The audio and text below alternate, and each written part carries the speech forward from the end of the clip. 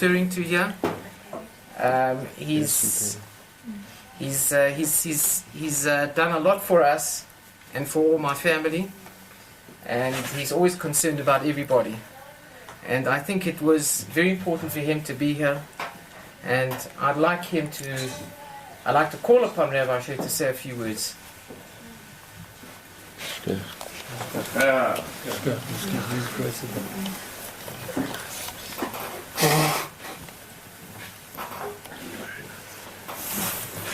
My good friend Yehuda set the tone for the evening. And he mentioned, as we usually say when we are invited to enjoy the hospitality of our hosts, and it's really a very special occasion to be able to come to the home of Chesky and Lucette to celebrate such a happy occasion. You know, Chesky and I really go back quite a long way, and I'll never forget the first meeting when he was in Eretz Israel, staying together with my son Avi, and Avi told him, "My dad's coming." So Chesky said to me afterwards that he was as nervous as anything because he didn't know what kind of a guy is going to arrive here. Anyway, we became friends straight away, and I'll never forget that he gave up his room for me that evening, and since then we've been very good friends. We've come here this evening to wish Mazel Tov to Chos and Kala and to drink L'chaim. You know, the word L'chaim is written Chet Yud Yud Mem. The two Yudim inside the word Chaim is Shem Asher, and the Chet and the Mem joins together to form the word Cham, which means warmth. In other words, when we see that people dedicate themselves to the ideals of Torah and follow the ways of Hashem Yitbarach, that very way of life gives them a warmth which everyone who comes into contact with them can enjoy so very much. And it's wonderful to see how Chesky and Lucette have grown in Torah and in Yiddishkeit and in mitzvahs, and to come into their home one immediately feels a warmth of Torah and Yiddishkeit.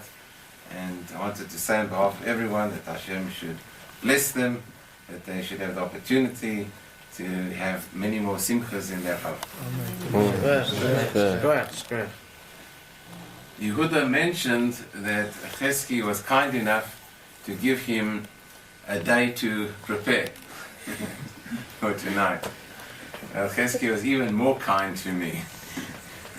I don't know if you can call it a kindness, because when you know that you have to appear in public, the less time you have, the less nervous you are. The more time you have, the more time you have to think about it. But unaccustomed as I am to public speaking, I didn't find that to be too much of a problem. It just reminded me what Yehuda said about preparing. There was once a great rabbi that his wife always complained that he never prepared his droshes. So he thought, who knows? Sometimes the wife is right.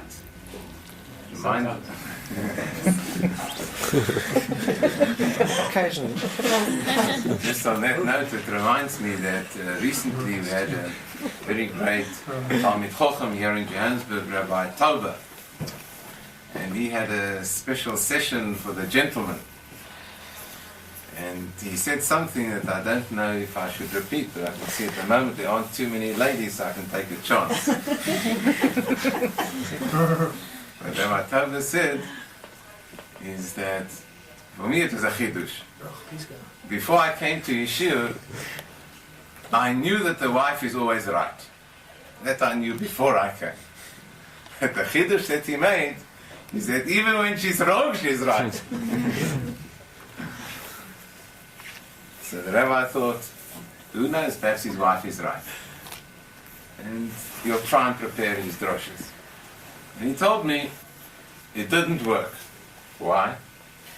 Because he said, when one speaks, if it's at Sheva Brochas, or at a Bar Mitzvah, or at a Chasana, or in Shul, if it's Shabbos or Yom Tov, he said the most important thing is that when one speaks, what one says should be Dvorim HaYotzim Min HaLev. Should be words that come from the depths of one's heart. What you feel in your neshama, that is what you should say.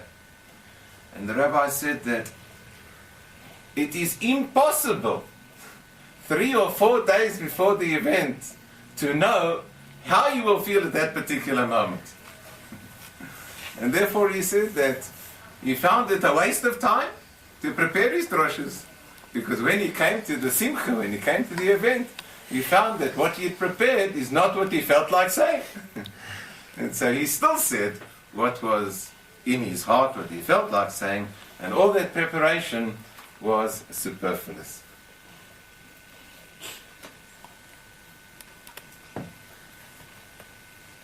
This evening I thought I'd tell you a few things about chasanas, and there are very many beautiful and often humorous stories associated with weddings. The first story that I thought to tell you is many years ago when Uri and Avi and I were in Eretz Yisrael. An Israeli friend invited us to a wedding. He told us the wedding is starting at 7 o'clock and be there, you'll be more than welcome. So we rushed and made sure that we were there on time. We arrived just on the dot of 7 o'clock, and we have a look and we see the hall is empty. So we thought perhaps we came to the wrong address. We started asking, is there really a chasana taking place this evening? So the people said yes. I said, where are the people? Where are the chos and kala? So they said to me, tell me, are you in a hurry? I said, I'm not in a hurry, but I was told it starts at 7 o'clock. Which reminds me that once a guest came to the wedding, he was a yekker, the yekkers are very pinkler, and everything has to be on the dot. And the wedding is supposed to start at 7 o'clock, and there was hardly anyone there. So he went to an old man sitting in the corner, and he said, what's going on here? And he took out the invitation from his pocket, and he showed the old gentleman. He said, look, it's written over here that the wedding is going to start at 7 o'clock, b'diyuk. Exactly 7 o'clock. So the old man said to him, he said, you don't understand. He says, b'diyuk is Rashi Tevot of the Yiddish expression, bis der Jiden wollen kommen. The wedding is going to start exactly at the time when the Jews will arrive. And it might be at 7 o'clock, it might be at 10 o'clock. And I remember the chuppah took place, I think, about 9 o'clock or 9:30. But it was the most wonderful evening. And I can never forget that at the end of the meal, the yeshiva bocherim, the chassan was a yeshiva bocher, his friends came to the chasana. I was a little upset because his chaverim should have been there for the suda. No, there wasn't place for them. They came towards the end of the suda. And they sang for the chassan. The way they sang, I think they could put any choir in the shade. It was something very, very special.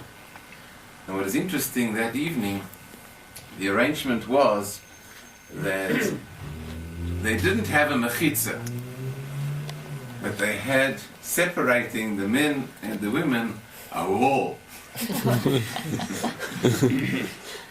Just to make sure. And the arrangement